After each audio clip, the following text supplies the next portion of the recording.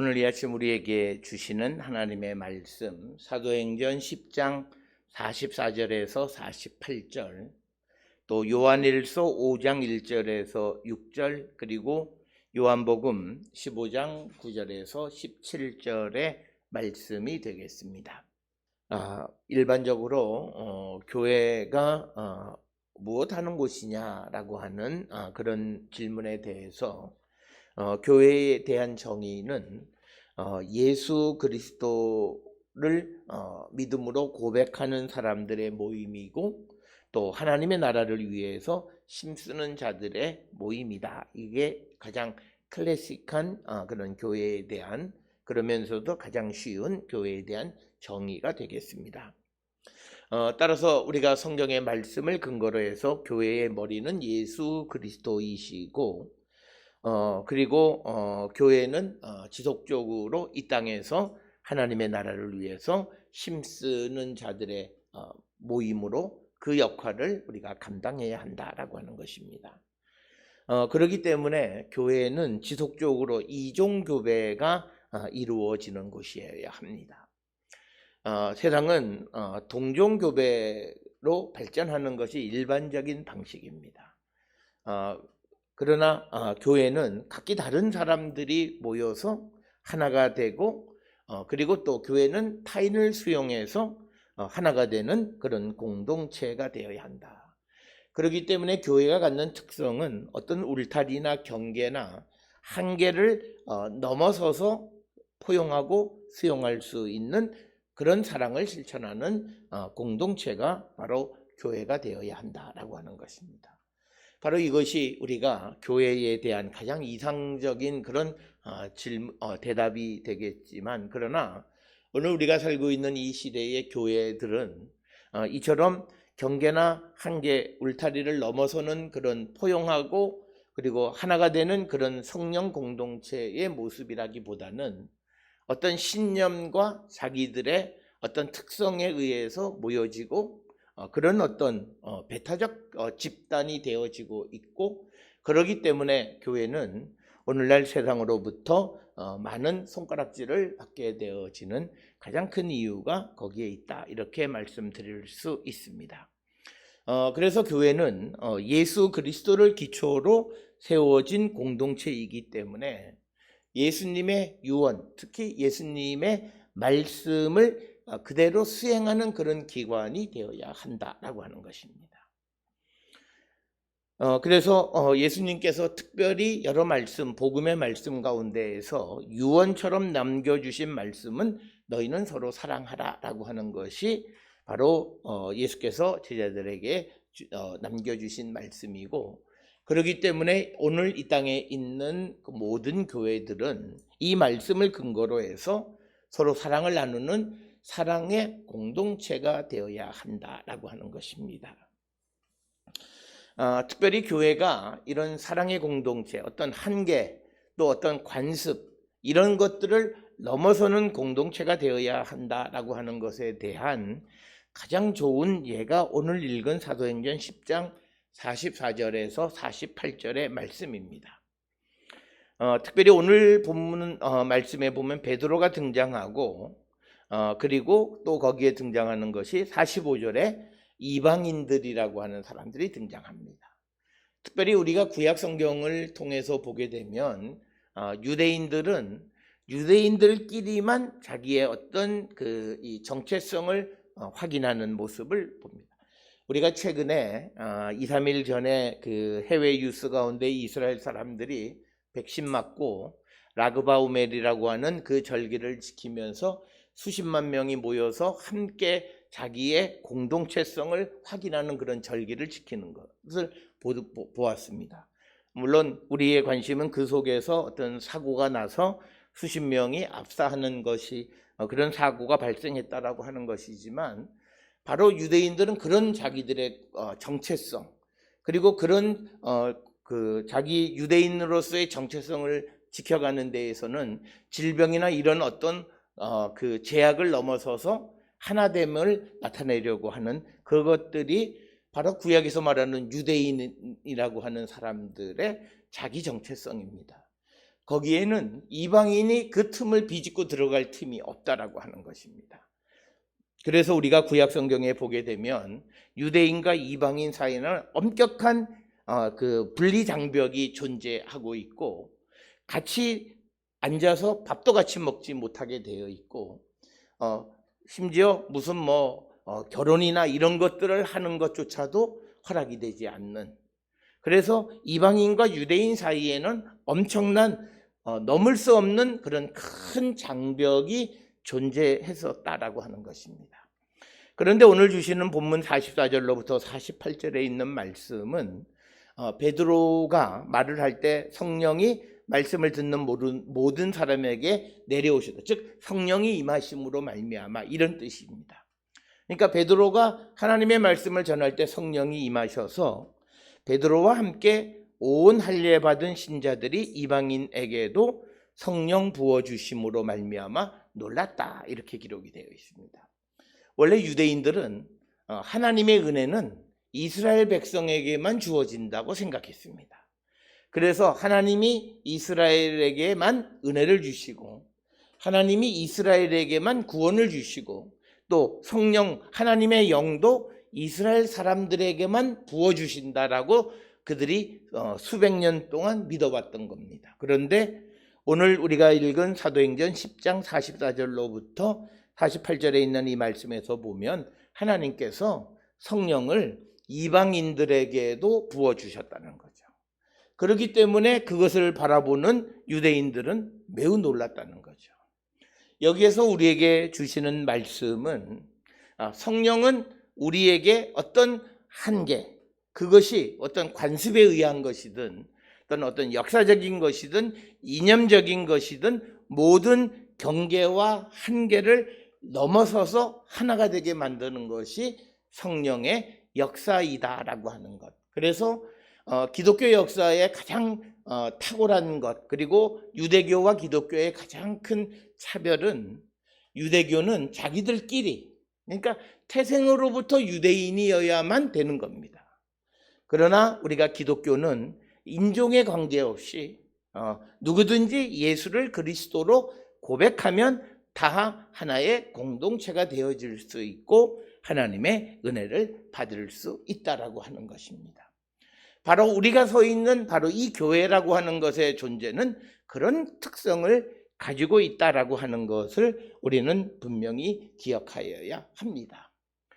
그래서 오늘 주시는 이 본문을 통해서 보면 유대인들이 지금까지 가져왔던 자기들의 전통이 무색하게 되어진 사건입니다. 우리가 살아가는 세상은 과거를 축적해서 과거에 의해서 우리가 어떤 새로운 사실을 판단하고 수용할 거냐 말 거냐를 결정하는 그런 삶을 지금까지 인류는 해왔습니다. 그래서 AI라고 하는 것도 지금까지 온 모든 데이터를 축적해서 그것을 분석해서 이제 어떤 문제에 대한 해법을 제시해 주는 그런 역할을 했는데, 우리가 기독교적인 사고에서는 과거에 아무리 옳은 거라고 해도 지금 그것이 옳으냐, 그렇지 않다라고 하는 겁니다. 거기에는 가장 중요한 것은 뭐냐면 하나님이 하시는 역사는 날마다 새롭기 때문에 과거에 그것이 옳고 과거에는 맞았다 할지라도 새로운 시대에는 다를 수 있다라고 하는 것. 그래서 기독교의 특성 중에 하나가 과거를 따라가지 않는 것이다라고 하는 거고, 이제 우리가 코로나19 시대를 지나고 나서 소위 말하는 포스트 코로나 시대의 가장 큰 특성은 뭐냐면 과거의 경험을 따르지 않는다라고 하는 겁니다. 그렇기 때문에 우리가 흔히 요즘 세대 간의 갈등을 나타낼 때 많이 쓰는 그 용어 중 하나가 꼰대라고 하는 것은 뭐냐면 자기의 경험을 아주 너무 중요하게 여기는 것, 그리고 더 나아가서 그 경험을 다른 사람에게 강요하는 것입니다. 예수님 당시 예수님이 돌아가신 후에 초대 기독교도 그런 모습이 있었습니다. 그래서 예수를 믿는 사람들 가운데에 유대인으로서 예수 믿는 사람들은 어떻게 생각했냐면 너희들이 예수 믿어? 그러면 유대인들의 관습을 지켜라. 그게 할례 받는 것을 다 해라. 그래서 내가 아무리 예수를 믿어도 할례받지 않으면 그 사람은 온전한 그리스도인이 아니다라고 하는 그런 주장을 펴는 사람들이 있습니다. 그러니까 뭐냐면 자기들이 가지고 있던 경계와 담을 허물지 않는 사람들이 존재했다라고 하는 거죠. 그것에 대해서 오늘 우리에게 주시는 이 베드로가 이방인들에게 성령을 내리는 모습, 그리고 그들이 세례를 받는 모습, 이런 것들을 통해서 교회는 지금까지 수백 년 동안 가져왔던 유대인과 이방인들 사이의 경계를 무너뜨리고 성령 안에서 하나가 되는 사랑의 공동체가 교회임을 우리에게 보여주는 사건입니다. 따라서 오늘 우리가 이 땅을 살아갈 때 우리가 항상 사람은 동종교배만 하려고 합니다. 그래서 같은 학교, 같은 수준, 같은 출신들끼리 살아가려고 합니다. 그러나 성경이 우리에게 가르쳐주는 그리스도인의 삶이란 다른 사람이 더불어 함께 살아가는 그런 공동체, 그러면서 그들에게 성령으로 하나가 되게끔 하는 그런 공동체가 되어야 함을 우리에게 가르쳐주는 것입니다. 그래서 우리가 믿음의 공동체, 교회는 인간의 관습이나 이해관계를 뛰어넘는 어떤 사랑을 나누는 공동체가 되어야 한다라고 하는 것을 우리에게 가르쳐주고 있고, 수백 년 동안 불가능했던 유대인과 이방인들이 하나가 되는 것을 오늘 성령이 임하심으로 그 장벽을 무너뜨렸다라고 하는 것입니다. 그렇기 때문에 우리가 신앙생활을 할 때 우리의 가치관이나 내가 가지고 있던 관습이나 또는 생각의 틀에서 나를 벗어나게 하는 가장 강력한 힘은, 그것은 바로 성령이 내게 임하실 때 내가 가지고 있는 모든 한계와 바운더리가 다 무너져 내린다라고 하는 것입니다. 그렇게 될 때 우리가 좀 더 나은 믿음의 삶을 살아갈 수 있고, 제약된 그런 신앙의 공동체가 아니라 정말 주님이 원하시는 그런 아름다운 믿음의 공동체가 되어질 수 있다라고 하는 것입니다. 특별히 오늘 주시는 요한복음 15장 9절로부터 17절에 주시는 이 말씀은 우리가 그리스도와 함께 사랑으로 결합되어져야 한다라고 하는 것을 가르쳐 줍니다. 즉 예수님이 우리를 사랑하신 것처럼, 즉 예수님이 나를 사랑하신 것처럼 나도 그 예수님의 사랑 안에 거하면서 이웃을 사랑하는 자가 되어야 한다라고 하는 것이 오늘 우리가 읽은 요한복음 15장 9절로 17절의 말씀의 핵심입니다.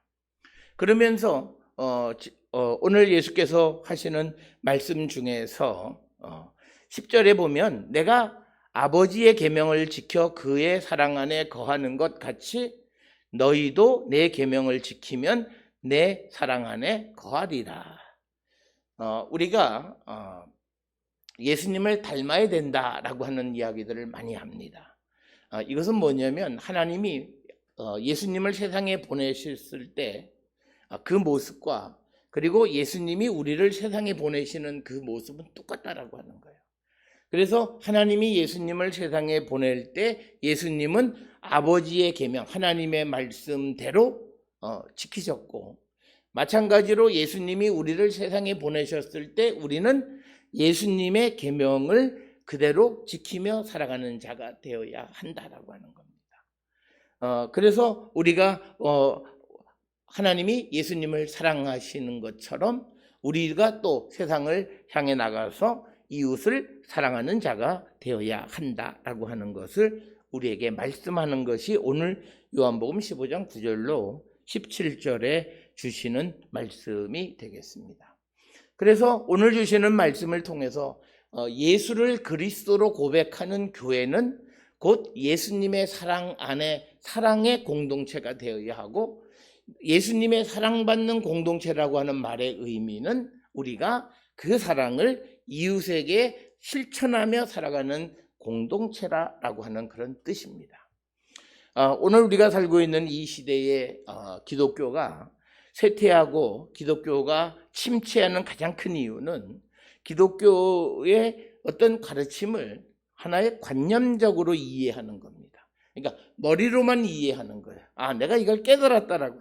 그런데 성경에서는 정말 그 말씀을 깨달으면 그대로 살아가라라고 하는 겁니다. 그래서 우리가 하나님의 말씀을 듣고 내가 그것을 믿으면 그 말씀을 말하고 또 그 말씀을 손과 발로 실행하며 살아가는 자가 되어야 한다라고 하는 것입니다. 그래서 우리가 예수를 그리스도로 고백하는 우리 교회는 바로 예수님의 사랑을 우리가 고백하는 것이고, 그 예수의 사랑을 고백한다라고 하는 것은 우리가 그 사랑을 이웃들에게 나누며 살아가는 것이다 라고 하는 겁니다. 우리가 성경에서 말하는 아가페적인 사랑이라고 하는 것은 감성적 사랑이 아닙니다. 우리가 아가페의 특성을 희생적 사랑이다 이런 말을 많이 합니다. 이것은 뭐냐면 남을 위한 사랑이라는 뜻입니다. 우리가 예수님으로부터 큰 사랑을 받아서 내 안에 하나님의 사랑이 넘쳐나면 내가 그것을 나만을 위해서 쓰는 것이 아니라 그 사랑을 다시 다른 사람을 위해서 쓰라고 하는 겁니다. 그래서 하나님이 우리를 사랑하시고 우리에게 은혜 주시고 또 나의 삶을 구원해 주시는 가장 큰 이유는 내가 받은 그 은혜와 사랑과 구원의 은총을 다른 사람에게 베풀고 나누며 살아가라고 하는 그런 의미이다라고 하는 것입니다. 이것을 우리에게 잘 보여주는 것이 고린도후서 5장 15절에 예수님이 베드로가 이제 바울이 예수님이 왜 우리를 위해서 십자가에 달려 돌아가셨느냐 그것을 설명하는 말씀 가운데 이제 예수님이 십자가에 달려 돌아가심으로 구원을 받은 사람들이 이제는 자기를 위해서 살지 않고 그리스도와 복음을 위해서 타인을 위한 삶을 살게 하기 위한 것이다.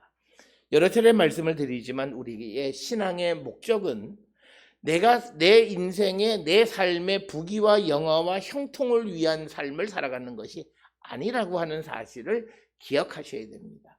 물론 우리가 예수를 믿음으로 형통하고 은혜 받고 복 받고 모든 일들이 잘 되어지는 은혜를 입지만 거기에서 머무르면 그 신앙은 잘못된 것이라고 하는 거죠.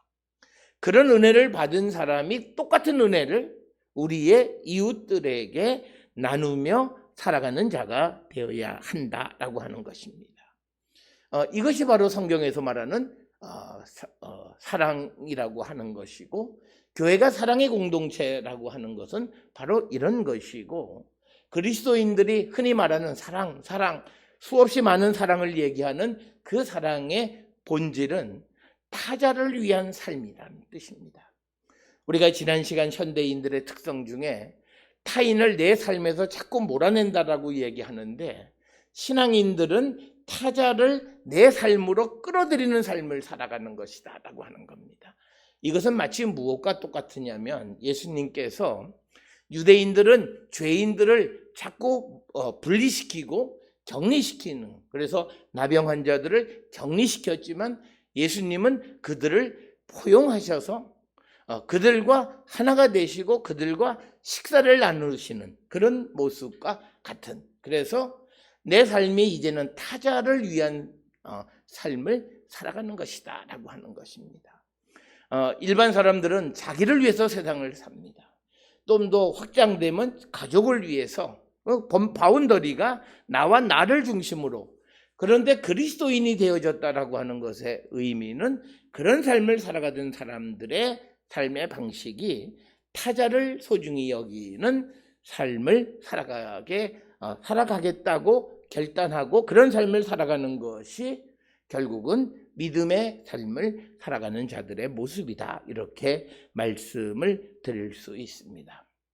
그래서 우리는 타자를 위한 삶을 우리가 살아가는데, 특별히 우리가 어떻게 세상을 살아가면서 사랑할까라고 하는 그 질문에 대한 대답이 요한일서 5장 1절에서 6절에 있는 말씀인데, 이 말씀의 핵심은 뭐냐면 하나님을 알고 예수 그리스도를 아는 사람은 사랑하는 사람이라는 거예요.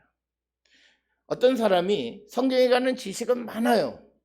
그리고 또 교회 생활도 오래 해서 나이스하고 정말 멋있게 보이지만, 그러나 그에게 사랑이 나타나지 않으면 그는 하나님을 정말 아는 것이 아니다라고 하는 것입니다. 그래서 오늘 우리에게 주시는 요한일서 5장 1절로 6절에 있는 말씀은 하나님께로부터 난 자는 사랑하는 자다, 이렇게 말씀하고 있는 겁니다.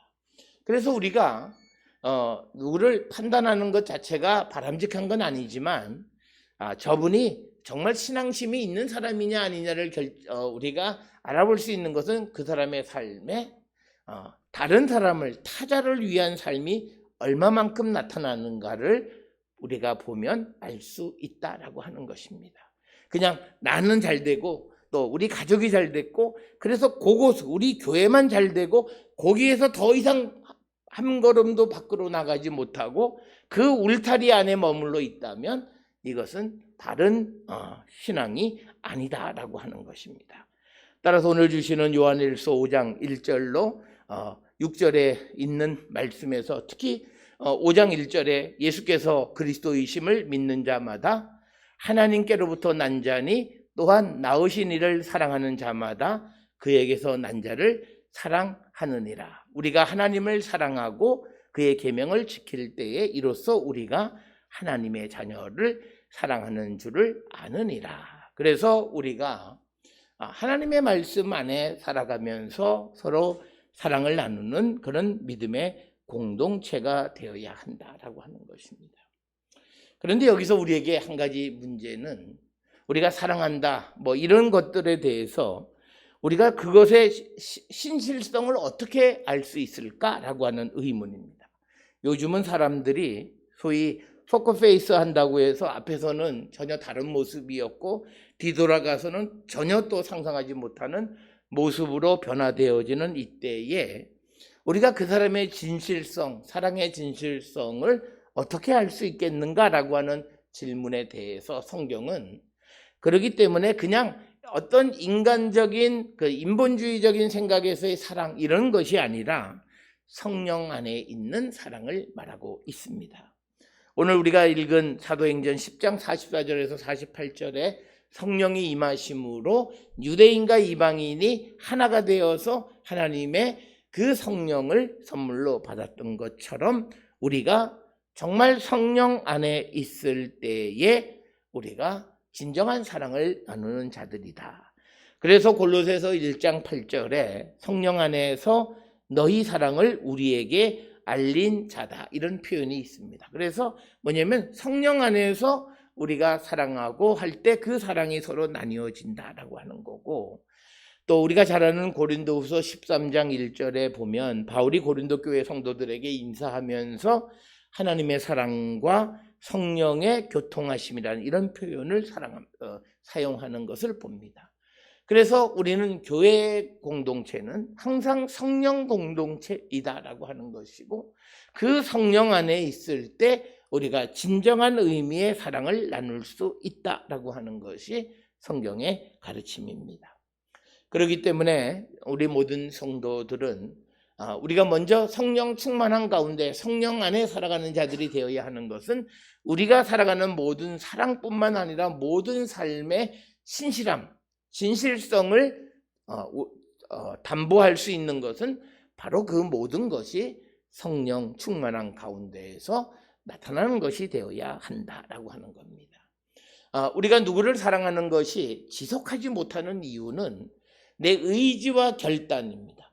우리가 어떤 일에 대해서 내가 결단해서 하면 내가 기억하는 한에는 그 일을 해요. 그러나 시간이 지나서 그것을 잊어버리면 그냥 다 잊어버려요. 그래서 우리가 때로 누구를 위해서 기도할 수 있어요. 어떤 친구를 위해서 기도할 수 있어요. 그런데 그 친구를 위해서 하는 기도가 내가 의지로 결단해서 내가 해야지라고 해서 하는 기도인지 아니면 성령의 인도함을 받아서 하는 기도인지의 차이는 내가 결단해서 내가 기도해야지 해서 하는 기도는 시간이 지나면서 그 기도의 제목이 자기도 모르는 사이에 잊어버립니다. 그래서 온데간데 없이 쓱하니 내 기도 안에서 그 제목이 없어져 버려요.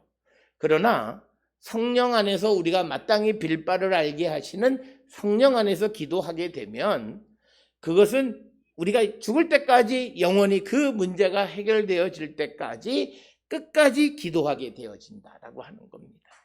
그래서 우리가 누구를 사랑하는 것도 그 사랑의 연속성이 있으려면 성령 안에서 사랑하는 자가 되어야지, 어떤 우리가 인간의 본성에 의해서 박애심과 자애심을 통해서 사랑하려고 한다면 그 사랑은 오래 지속되지 못한다라고 하는 것입니다. 오늘 우리에게 주시는 말씀들은 우리가 성령 공동체, 성령이 역사하는 교회, 성령이 역사하는 개개인, 그렇다면 우리는 그 성령 안에서 사랑을 진실하게 나누며 살아가는 자들이 되어야 함을 우리에게 가르쳐주는 말씀입니다. 특별히 우리가 잘 아는 고린도전서 3장 16절이나 6장 16절에서 성령이 우리 안에 거하시는 성령의 전이라고 우리 자신을 정의합니다. 그러면 내 안에 성령이 거하신다라고 하는 것은 결국은 내가 사랑을 나누며 살아가는 사랑의 본체가 되어졌다는 뜻이에요. 그렇기 때문에 성령 안에 있는 사람들의 삶의 모습은 성령 안에서 사랑을 나누고 한계와 범주와 자기의 관습을 넘어서서 모든 이들을 수용할 수 있는 진실된 사랑을 우리가 할 수 있다라고 하는 겁니다. 우리가 특별히 왜 우리가 사랑을 할 때 성령 충만함이 필요하냐면, 특히 성경이 우리에게 요구하는 사랑이 원수까지 사랑하라고 하는 것이기 때문에 그렇습니다.